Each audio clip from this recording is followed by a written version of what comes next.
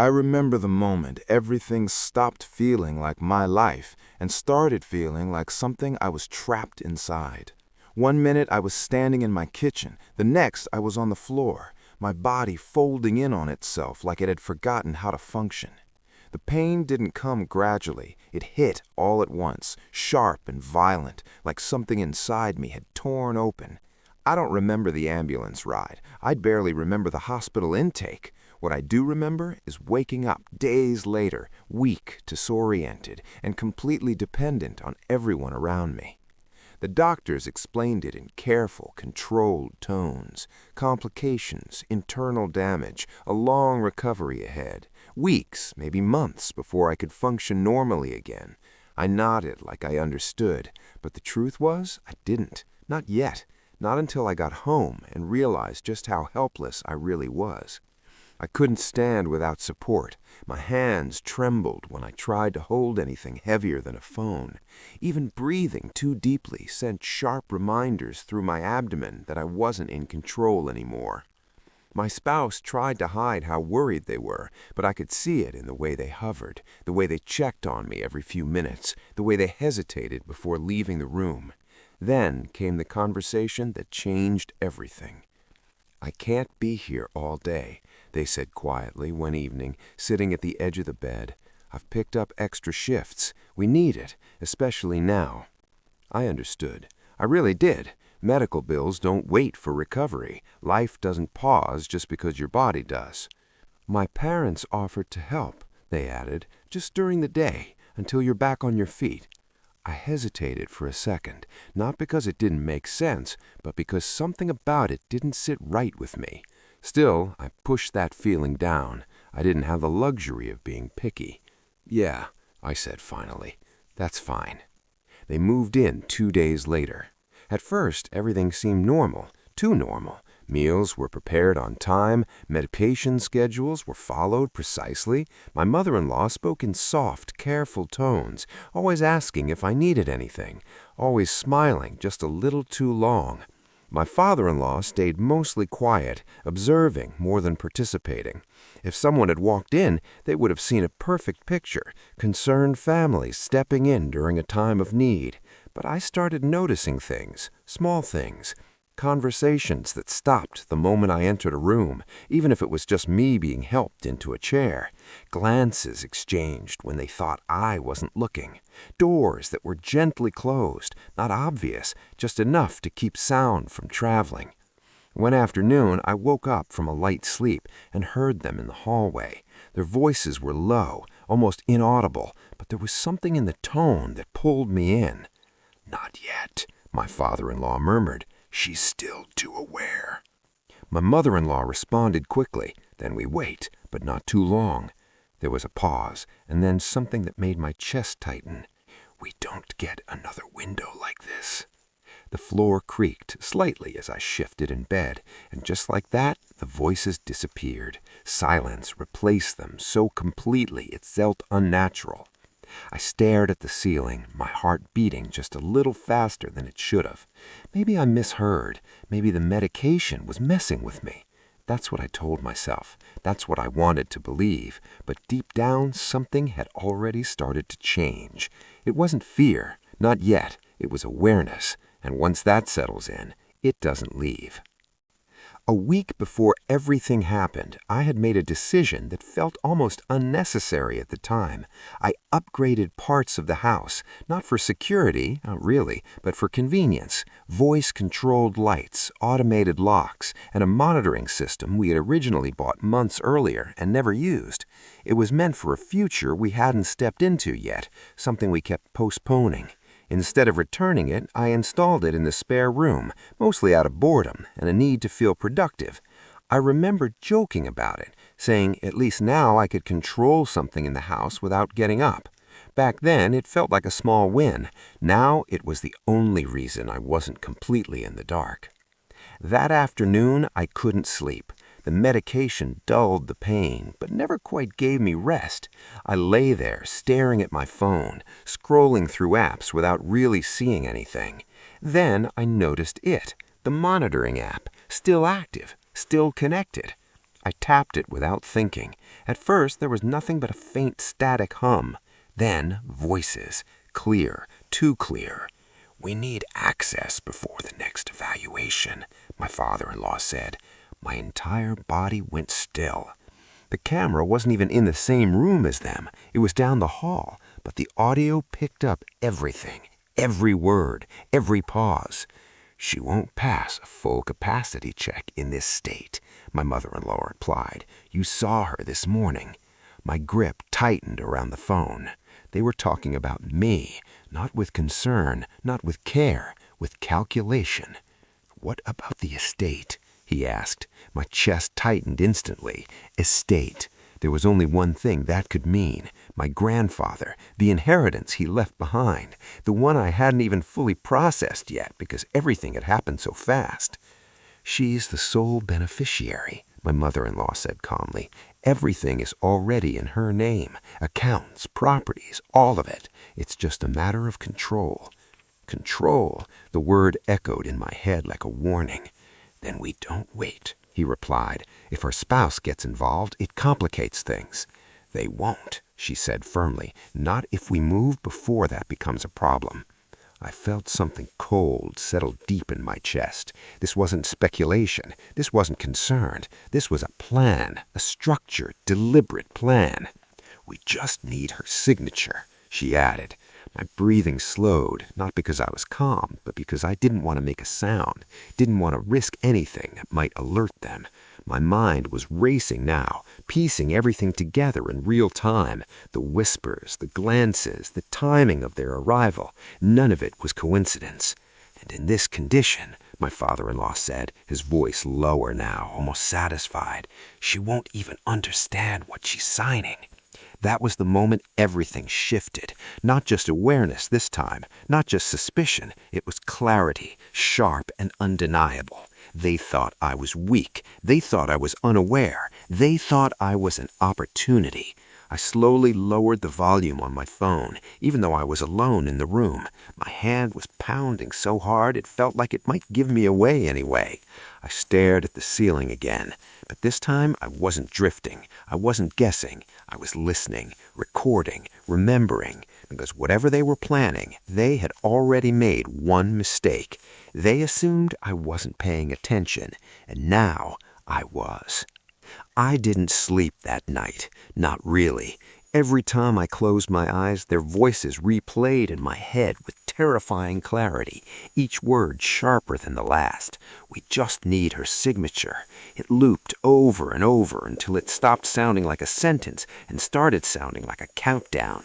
The next morning, I forced myself to act the same, weak, slow, dependent. I let my hands tremble when I reached for water. I let my voice drag when I spoke. I even pretended to forget small things, watching carefully how they reacted. My mother-in-law noticed immediately. "Still feeling foggy?" she asked, her tone soft, but her eyes calculating. I nodded. "Yeah, a little." She smiled, satisfied, and that was all I needed to see. They weren't just waiting, they were measuring, testing how far gone I was. Later that afternoon, I heard them again, this time closer, just outside my door. I didn't move, didn't even shift my breathing. "We need to prepare the documents," my father-in-law said quietly. "Power of attorney. Temporary, of course. That's how we present it." My stomach tightened. "She won't question it in this state," my mother-in-law replied. "We frame it as protection, managing her accounts while she recovers." "And once it's signed?" he asked. A pause, and then her voice colder than I had ever heard her before. "We move everything before anyone can interfere." Silence followed, but it wasn't empty. It was heavy, intentional, final. I felt it settle over me like something suffocating. They weren't improvising. This wasn't a rushed decision. They had thought this through. Timing, language, execution. "We'll start with the liquid assets. Those are easiest to shift.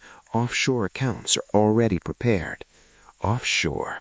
The word hit differently. This wasn't just manipulation. It was theft. Planned, precise, irreversible. My heart pounded, but I kept my body still, completely still.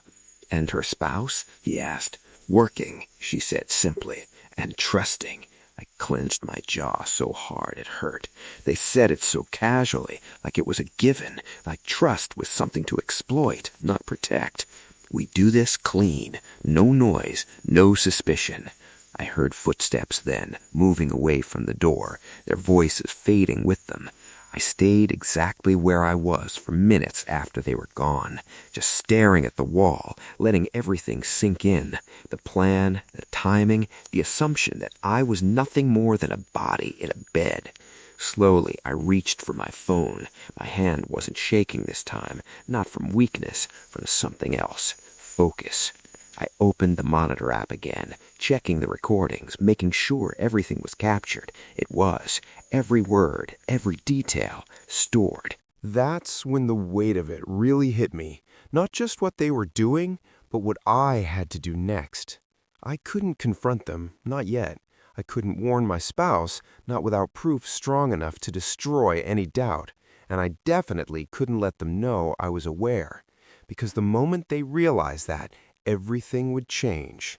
They would adapt, cover their tracks, maybe even accelerate the plan. No, I had one advantage. They believed I was powerless, and for now, I needed them to keep believing that. I rocked my phone and placed it back on the table beside me, letting my body relax into the mattress again. From the outside, nothing had changed. Same weak posture, same slow breathing, same silence. But inside, everything was different now. I wasn't just listening anymore. I was waiting. And this time, I wasn't the one trapped in the situation. They were. They just didn't know it yet. The hardest part wasn't the pain. It wasn't the exhaustion or the way my body refused to cooperate when I needed it to. The hardest part was pretending none of it was happening while my mind stayed completely sharp. Every word they spoke, every move they made, I tracked it, quietly, carefully, like I was documenting something I'd eventually have to prove. They started bringing it up 2 days later, subtle at first, casual mentions woven into normal conversation.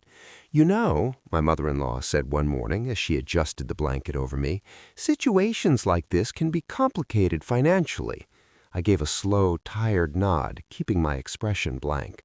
"Mm-hmm. Bills, accounts, decisions that can't wait. It's important someone can step in if needed." I didn't respond, just let my eyes drift slightly like I was too tired to fully engage. She studied me for a moment, then smiled again. That same controlled, rehearsed smile. "We'll talk about it later," she said softly. I knew what that meant. They were preparing the ground. Later that day, while they thought I was asleep, I acted. Slowly, carefully, I picked up my phone and used voice to text, keeping my breathing steady so it wouldn't sound like I was awake. It took effort, more than I expected, but I managed to draft a message, not to my spouse, not yet, to someone else, a digital estate attorney I had worked with briefly months ago when my grandfather's inheritance process began. I kept it simple, urgent, direct. "I believe someone is attempting to coerce me into signing legal control of my assets while I am medically compromised. I have recordings. I need guidance immediately." I hesitated for a second before sending it. Then I pressed send. There was no taking it back after that, no pretending this wasn't real. The response came faster than I expected, a single message at first. "Do not sign anything. Preserve all evidence. Can you communicate safely?" My pulse quickened. I typed back slowly, minimizing movement. "Limited. They are in the house, monitoring behavior." A pause, then, "Understood. Begin backing up all recordings to a secure cloud. I will prepare legal intervention if necessary." That was all I needed. Direction, confirmation that I wasn't overreacting, that this was exactly what I thought it was. Over the next 2 days, I built my safety net. Every recording from the monitor app, every suspicious conversation I could capture, I uploaded it, quietly, repeatedly. Double backups, nothing left only on my phone. If they somehow gained access, it wouldn't matter. The evidence would still exist. The tension in the house started to shift after that. They were getting closer to their move. I could feel it in the way they watched me more carefully now, in the way conversations became shorter, more focused, less testing, more preparation. And then on the third evening, it happened. My mother-in-law walked into my room with a folder in her hands. My father-in-law stood just behind her, silent as always, but this time there was something different in his posture, expectation. "Marcus," she said gently, stepping closer to the bed, "we need to talk about something important." I looked at the folder, then back at her, letting confusion settle into my expression. "What is it?" My voice came out weaker than I felt. Perfect. She placed the folder on the bedside table, carefully, almost ceremonially. "Just some documents," she said, "to help manage things while you recover." I stared at it for a moment, then slowly nodded, like I didn't fully understand, but trusted her anyway. Inside, my mind was already moving 3 steps ahead, because this was the moment they had been building towards, and now it was mine to control. I let my eyes rest on the folder longer than necessary, like I was trying to process something too complex for my current state. In reality, I was steadying myself, slowing everything down. Timing mattered now. "You don't have to worry," my mother-in-law said softly, pulling a chair closer to the bed. "This is just temporary. It allows us to help manage things for you, your accounts, your responsibilities, until you're back on your feet." I swallowed slowly, letting hesitation show. "Manage how?" My voice came out uneven, just enough to sell it. She exchanged a quick glance with her husband before answering. "It's called a power of attorney, completely standard in situations like this." Standard. The word almost made me laugh, almost. "You'd still be in control," she added quickly. "This just makes things easier while you're recovering." I nodded faintly, as if trying to follow. I don't really understand all that." "That's okay," she said, smiling again. "That's why we're here." Her hand moved toward the folder, opening it carefully, revealing neatly organized pages, printed, prepared, planned. "All you have to do is sign," my father-in-law added from behind her. His voice was calm, but there was an edge to it now, impatience. I let my hand twitch slightly, like I was considering reaching for the pen, then stopped. Can I look at it later?" I asked, keeping my tone uncertain. For a split second, something flickered across her face. Not anger, not yet, but something close. "Of course," she said quickly, recovering. "Of course you can." But I had already seen it. The crack. They didn't want later. They wanted now.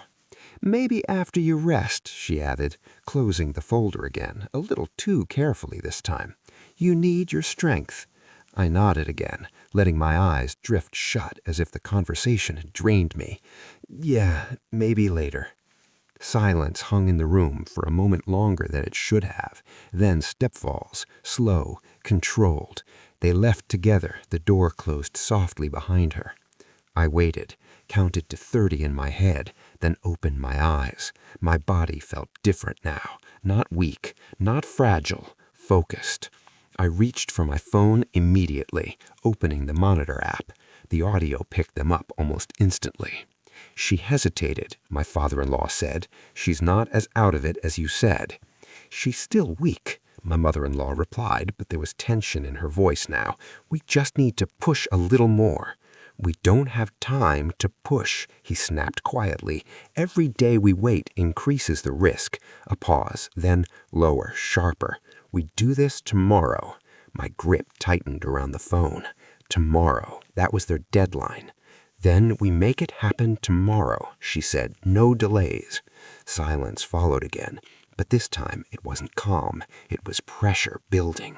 I closed the app slowly, my mind already shifting into place. This wasn't just a plan anymore. It was a countdown, and I needed to be ready before they made their move, because tomorrow they were going to try to take everything from me, and tomorrow I was going to make sure they lost everything instead. I let my eyes rest on the folder longer than necessary, like I was trying to process something too complex for my current state. In reality, I was steadying myself, slowing everything down. Timing mattered now. "You don't have to worry," my mother-in-law said softly, pulling a chair closer to the bed. "This is just temporary. It allows us to help manage things for you, your accounts, your responsibilities, until you're back on your feet." I swallowed slowly, letting hesitation show. "Manage how?" My voice came out uneven, just enough to sell it. She exchanged a quick glance with her husband before answering. "It's called a power of attorney. Completely standard in situations like this." Standard. The word almost made me laugh, almost. "You'd still be in control," she added quickly. "This just makes things easier while you're recovering." I nodded faintly, as if trying to follow. I don't really understand all that." "That's okay," she said, smiling again. "That's why we're here." Her hand moved toward the folder, opening it carefully, revealing neatly organized pages, printed, prepared, planned. "All you have to do is sign," my father-in-law added from behind her. His voice was calm, but there was an edge to it now, impatience. I let my hand twitch slightly, like I was considering reaching for the pen, and then stopped. Can I look at it later?" I asked, keeping my tone uncertain. For a split second, something flickered across her face. Not anger, not yet, but something close. "Of course," she said quickly, recovering. "Of course you can." But I had already seen it. The crack. They didn't want later. They wanted now. Maybe after you rest, she added, closing the folder again, a little too carefully this time. You need your strength. I nodded again, letting my eyes drift shut as if the conversation had drained me. Yeah, maybe later. Silence hung in the room for a moment longer than it should have. Then footsteps, slow, controlled. They left together. The door closed softly behind them. I waited, counted to 30 in my head, then opened my eyes. My body felt different now, not weak, not fragile, focused. I reached for my phone immediately, opening the monitor app. The audio picked them up almost instantly. She hesitated. My father-in-law said, "She's not as out of it as you said."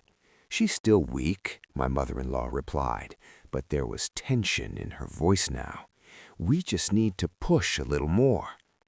"We don't have time to push," he snapped quietly. "Every day we wait increases the risk." A pause, then lower, sharper. "We do this tomorrow." My grip tightened around the phone. Tomorrow. That was their deadline.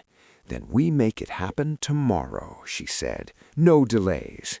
Silence followed again, but this time it wasn't calm. It was pressure building. I closed the app slowly, my mind already shifting into place.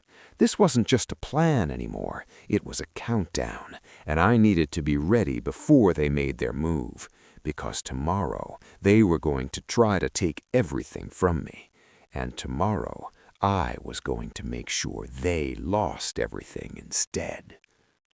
That night, I didn't pretend to sleep. I used every second I had. The moment the house went quiet, I picked up my phone and resumed communication with the attorney, keeping my messages short, precise, and timed carefully between movements in the hallway. They presented documents, POA, planning to force signing tomorrow. The response came within minutes. "Do not sign. Continue gathering evidence. Are you able to create a situation where witnesses can be present?" I stared at that message longer than I should have. Witnesses. That was the key. Not just proof, but exposure. I typed back slowly. "Yes, spouse returns tomorrow evening." There was a pause before the reply came. "Good. Delay them until then. I will notify local authorities and prepare legal grounds. When confrontation occurs, ensure recording is accessible." My heart pounded, but not from fear, from certainty. Everything was aligning. I spent the next hour securing everything, every recording duplicated again, uploaded, time-stamped, organized. I even labeled the files, dates, key phrases, specific moments where their intentions were undeniable. If anything happened to me, this wouldn't disappear. By morning, I was ready. They didn't know it. They couldn't know it. To them, I was still the same person, weak, slow, dependent. But I had something they didn't expect: control. The day passed slowly, too slowly. Every interaction felt heavier now, layered with what I knew was coming. My mother-in-law checked on me more frequently, her tone softer than usual, almost overly reassuring. My father-in-law barely spoke at all, but his presence lingered, watching, waiting. By evening, the air in the house felt different, tighter, like something was about to snap. And then, right on time, my spouse walked through the front door. "Hey," they called out, dropping their bag. "How's everything?" "He's been resting," my mother-in-law answered quickly from the kitchen. "Still weak, but improving." I forced a small smile when they entered the room. "Hey." They sat beside me immediately, concern written all over their face. "How are you feeling?" I hesitated just enough. "Better," I said quietly. "Just tired." They nodded, squeezing my hand gently. "I'm here now." That was my moment. I glanced toward the doorway where my in-laws were already approaching, the folder back in my mother-in-law's hands, right on schedule. "Actually," she said, stepping into the room, her tone carefully controlled, "there's something we need to finalize tonight." My spouse looked up, confused. "Finalize what?" "Just some paperwork," she replied smoothly, "to help manage things while Marcus recovers." I turned my head slowly toward my spouse, letting just a hint of uncertainty show. They mentioned it earlier." My spouse frowned slightly, looking between us. "What kind of paperwork?" My mother-in-law placed the folder down again, opening it with practiced ease. "Power of attorney, temporary, just to make sure everything is handled properly." The room went quiet. I could feel it, the shift, the moment everything started to come together. My heart was steady now, completely steady, because this wasn't their move anymore.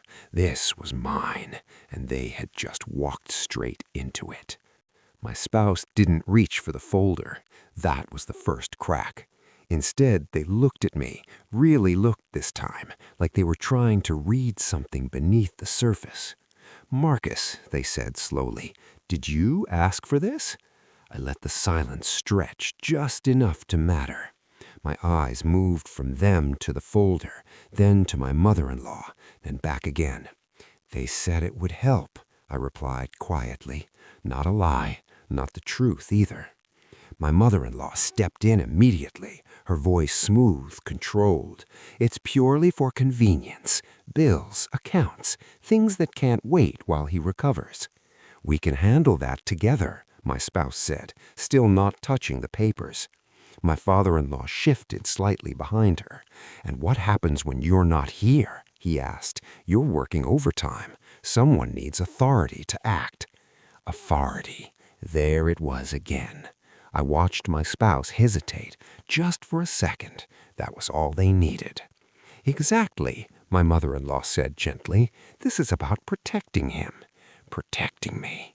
The word almost sounded convincing if you didn't know what sat behind it. I let my hand move slowly toward the pen on the table, fingers trembling just enough to match the image they had built of me. My spouse noticed immediately. "Wait," they said, placing a hand on mine. "Marcus, you don't have to sign anything right now." That was the moment, the pivot point. I looked at them, then at the in-laws, letting confusion and pressure mix on my face. I don't want things to get worse," I murmured. My mother-in-law leaned closer. "They won't," she said softly. "This prevents that." My father-in-law didn't speak, but his eyes were fixed on my hand, waiting, calculating, expecting. I took a slow breath, then another, letting the room tighten around us. Then I pulled my hand back. I think we should listen to something first. The shift was immediate, subtle, but there. My mother-in-law blinked once. Listen to what? I reached for my phone, my movements still slow, still controlled. My spouse frowned slightly. Marcus? I didn't answer. I just opened the app, scrolled once, and pressed play. At first it was just static. Then the voices came through, clear, undeniable. We just need her signature. The room froze. No one moved. No one spoke. The recording continued. Their voices filled the space, every word sharper now, stripped of secrecy, exposed under the weight of reality. She won't even understand what she's signing. I watched their faces as it played. My mother-in-law's composure cracked first, just a flicker, but enough. My father-in-law went completely still. My spouse looked from the phone to them, confusion turning into something else, something heavier. We move everything before anyone can interfere. The silence that followed the recording was louder than anything that had come before it. "What is this?" my spouse asked, their voice low, controlled in a way I had never heard before. I didn't answer. I didn't need to. All eyes turned to my in-laws. My mother-in-law opened her mouth, then closed it. For the first time since they arrived, she had nothing ready, no script, no soft explanation. "It's not what it sounds like," she said weakly, too fast. My spouse stood up slowly, then "Explain it." She glanced at her husband, searching for support, but he stayed silent. That silence said everything, and we all heard it. The knock on the door came less than a minute later, firm, precise, final. No one moved at first. The sound cut through the room like a line being drawn. My spouse turned toward the hallway slowly, then back at me. "Did you?" I nodded once. That was all it took. The second knock came louder this time. My father-in-law stepped back instinctively, like distance could undo what had already happened. My mother-in-law's face had completely changed now. No softness, no control, just calculation unraveling in real time. My spouse walked straight to the door and opened it. 2 officers stood outside, calm, professional, expecting this. "We received a report," one of them said, his eyes moving past my spouse into the room. "We'd like to ask a few questions." My spouse stepped aside without a word. The officers entered, their presence immediately shifting the balance of the room. Authority had changed hands. "That's them," I said quietly from the bed, my voice steady now, no tremble, no hesitation. The officer nodded, turning toward my in-laws. "We're going to need you both to stay where you are." My mother-in-law tried one last time. "This is a misunderstanding." "We have recordings," I said, cutting her off. "Multiple." Silence again, but this time it wasn't uncertain. It was final. The officers exchanged a quick glance before one of them spoke again. "We'll sort that out. For now, we need you to come with us." My father-in-law didn't argue. He didn't speak at all. He just stared at the floor, like the weight of everything had finally settled in.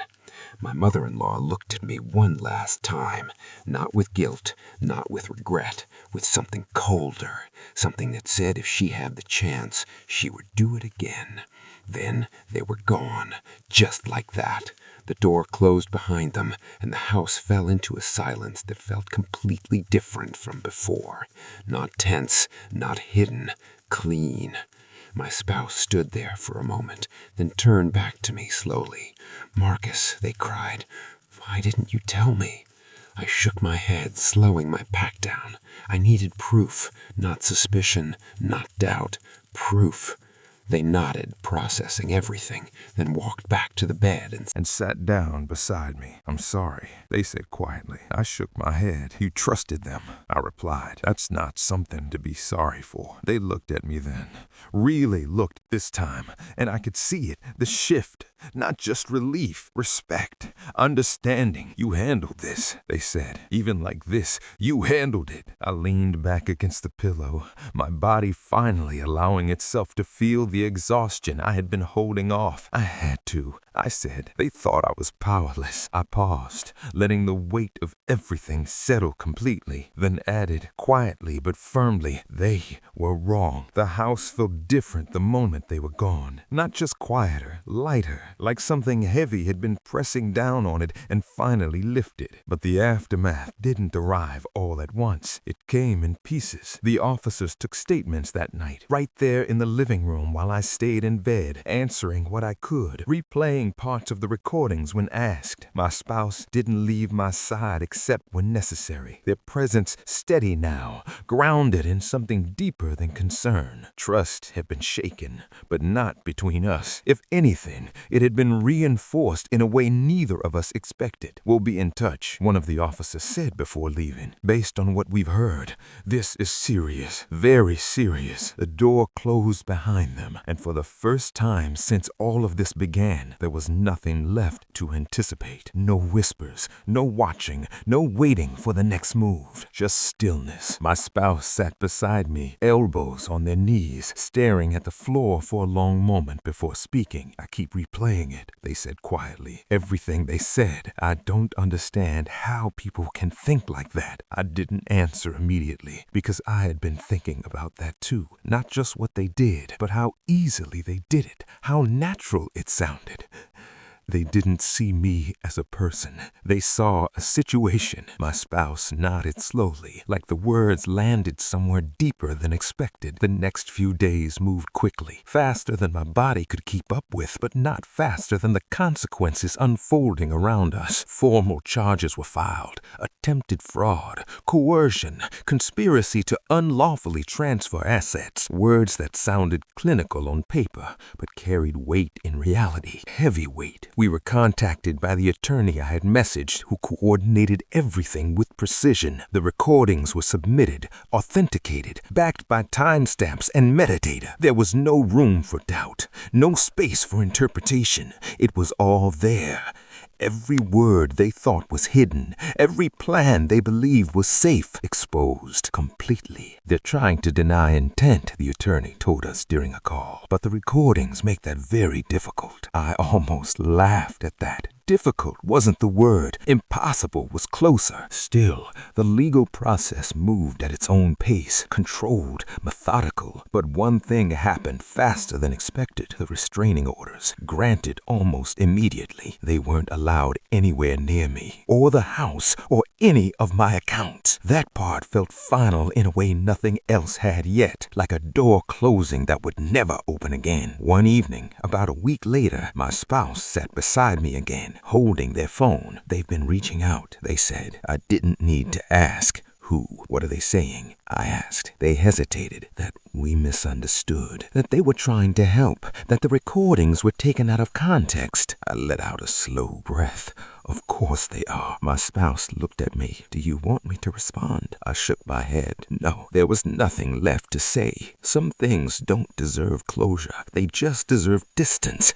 Permanent distance. My body was still recovering, but my mind felt clearer than it had in weeks, maybe months, because the uncertainty was gone now, replaced by something solid, something real. They had made their move, and it failed completely. Recovery took time, longer than I wanted, but shorter than it could have been. Physical therapy became part of my routine. Slow progress, measured in small victories, standing a little longer, walking a little farther, regaining control piece by piece. But alongside that, something else changed too. The way I saw everything. Trust wasn't gone, but it wasn't blind anymore. It was intentional, built, protected. My spouse noticed it. "You're different," they said one afternoon, as we sat together in the living room. Sunlight cutting through the space in a way it hadn't before. Not in a bad way. they added quickly. I nodded. I know. And I did. Something had shifted. Not broken, sharpened.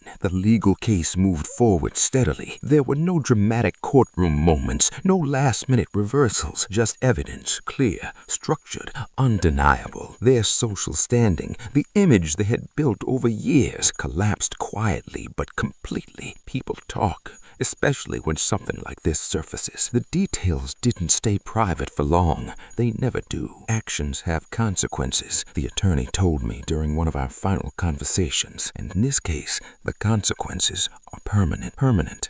That word stuck with me, not because of them, but because of what came after. I made changes, real ones, not out of fear, but out of understanding. My assets were secured in ways they hadn't been before. Multi-layer authentication, legal safeguards, conditional access structures that couldn't be manipulated under medical circumstances. And one more thing, a system designed for situations exactly like the one I just survived, a fail-safe. If I ever became unresponsive again, specific instructions would trigger automatically, alerts sent to trusted parties, access locked down immediately, legal oversight activated instantly. No delays, no opportunities, no loopholes. My spouse sat watching me set it all up, quietly at first, then with growing understanding. You thought of everything, they said. I shook my head slightly. No, I replied. I just made sure no one else could think for me again. They didn't respond right away, just reached over and took my hand. That was enough. Weeks later, I stood in the same kitchen where everything had started. Same space, same light, but nothing felt the same. Not the house,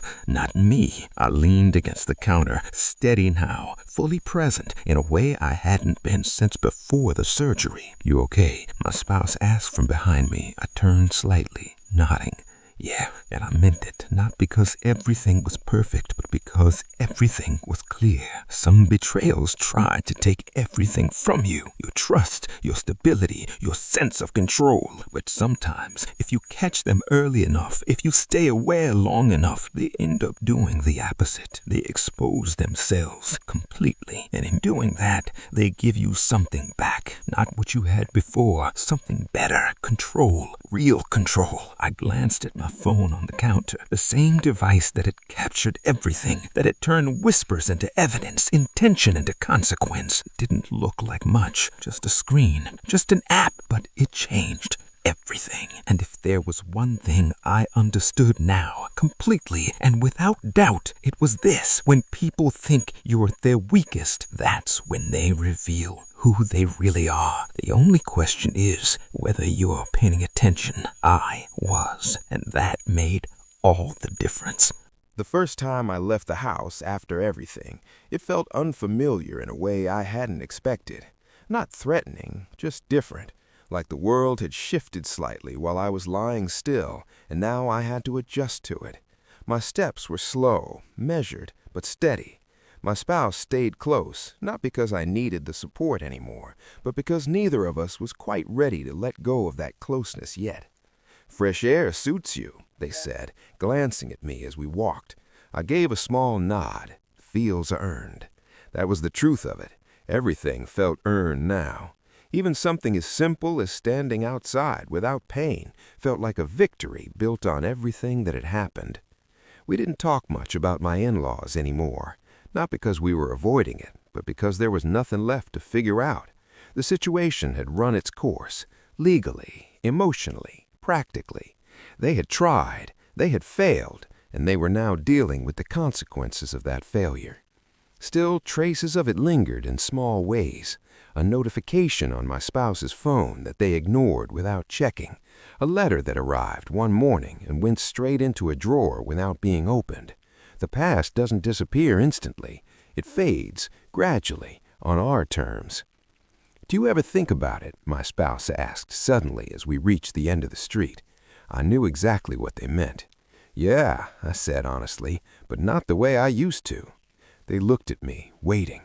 At first it was anger, I continued, then confusion, trying to understand how it got that far without us noticing. I paused for a moment, then added, "Now it's just clarity." "Clarity," they repeated. I nodded. They showed exactly who they were. No masks, no pretending. That kind of clarity is rare. My spouse exhaled slowly, like the weight of that idea settled somewhere deep. I guess it is. We stood there for a moment, the quiet around us no longer heavy, just present, real. When we got back home, I didn't go straight to bed like I used to. Instead, I walked through the house, slowly, intentionally. Every room felt different, not because anything had changed physically, but because I had. The spare room, the hallway, the kitchen. I stopped briefly near the spot where I had first heard their whispers, then kept moving. No hesitation, no tension, just acknowledgement. Later that evening, I sat down with my laptop and opened the system I had set up. The safeguards, the backups, the automated triggers. Everything was in place. Everything was secure. My spouse watched from across the room. "You're still checking it?" they asked. "Not checking," I said. "Understanding." I leaned back slightly, eyes scanning the interface. This isn't about what happened. It's about making sure nothing like it can happen again. They nodded slowly. "That makes sense." I closed the laptop after a moment, feeling something settle into place inside me. Not relief, not satisfaction, something quieter, stability, the kind that doesn't depend on circumstances, but on preparation. As the night settled in, I realized something I hadn't fully processed until that moment. They didn't just fail because I caught them. They failed because they underestimated me, completely. And that wasn't something I was going to let anyone do again. Weeks turned into months, and life didn't return to what it was before. It evolved into something stronger, more deliberate. My recovery reached a point where the physical reminders of what had happened faded into the background, replaced by routine, structure, and a sense of control that felt earned rather than assumed. The legal process concluded without surprises. No dramatic twists, no sudden reversals, just a steady progression toward accountability. Charges held, evidence stood, consequences followed. There was no redemption arc for them, no last-minute justification that made anything they did acceptable, just outcomes, final and binding. I didn't attend every proceeding. I didn't need to. The recording spoke louder than anything I could have said. My presence wasn't required to prove what had already been made undeniable. The restraining orders remained in place, extended without contest. Distance, once forced, became permanent, and that permanence didn't feel heavy. It felt necessary. One evening, sitting across from my spouse at the same table where everything had nearly been taken from me, I found myself reflecting on something unexpected. "If that monitor wasn't there," I started. They looked up immediately. "But it was," they said. I nodded. "Yeah, it was." That was the point. Not luck, not chance, preparation, even if I didn't realize it at the time. "You turned it into something more than that," they added. "Most people wouldn't have handled it the way you did." I considered that for a moment, then shook my head slightly. "I didn't handle it alone." They smiled faintly. "No, you didn't." The silence that followed wasn't empty. It was complete. Everything that needed to be said had already been said, through actions, through decisions, through the way we had navigated something that could have broken everything, but didn't. I stood up from the table, moving easily now, no hesitation, no pain holding me back. The house felt like mine again, fully, not just in ownership, but in presence. I picked up my phone, scrolling briefly through the files that were still stored there, the recordings, untouched, unchanged. I didn't need to listen to them again. I didn't need to revisit any of it, but I kept them, not out of fear, out of understanding. Evidence of what happens when people think they can take advantage of your lowest moment. Evidence of what happens when they're wrong. I locked the phone and set it down, glancing around the room one last time before heading toward the hallway. Everything was quiet, not the kind of silence that hides things, the kind that confirms there's nothing left to hide. And as I turned the lights off and made my way back, one thought stayed clear in my mind, sharper than anything else that had come from all of this. Protect what's yours before someone else decides to try. Not just physically, not just financially, digitally, legally, completely. Because when the moment comes, and it always comes in ways you don't expect, you won't have time to prepare. You'll only have time to act. I did both, and that's why I'm still standing. It didn't end the day the case closed. That's the part people don't talk about, the quiet aftermath that stretches out long after the obvious danger is gone. There were still calls to take, documents to sign, systems to finalize. My attorney walked me through the last layer of protection I hadn't considered before all of this happened. You secured your present, he said during one of our final calls. Now secure your absence. The phrasing stuck with me. Secure your absence. It sounded cold at first, but the more I thought about it, the more it made sense. Emergencies don't announce themselves. Incapacity doesn't come with a warning. And when it happens, the question isn't who you trust, it's how that trust is structured. I spent the next few days building something I never thought I'd need. Conditional access protocols, dead man switches, timed triggers that would activate if I failed to respond within a defined window. My spouse sat beside me through most of it, watching, asking questions when needed, but mostly just understanding.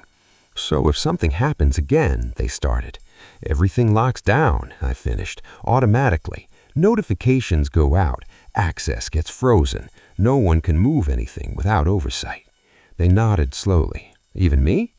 I paused for a second, then met their eyes. And even you? There was no tension in that moment, no offense taken, just clarity. That's what this had taught us. Trust doesn't weaken when it's protected, it strengthens. I finished setting up the final layer late that night, running through each trigger, each condition, making sure there were no gaps, no assumptions, no blind spots. When I was done, I leaned back in my chair and let out a breath I didn't realize I had been holding. "That's it," I said quietly. My spouse smiled faintly. "You look like someone who just built a fortress." I shook my head slightly. "Not a fortress." I glanced at the screen one last time before closing it. A system. Because that's what it was, not something to hide behind, something to rely on. The difference mattered. Later that night, lying in bed, I realized something that felt almost ironic.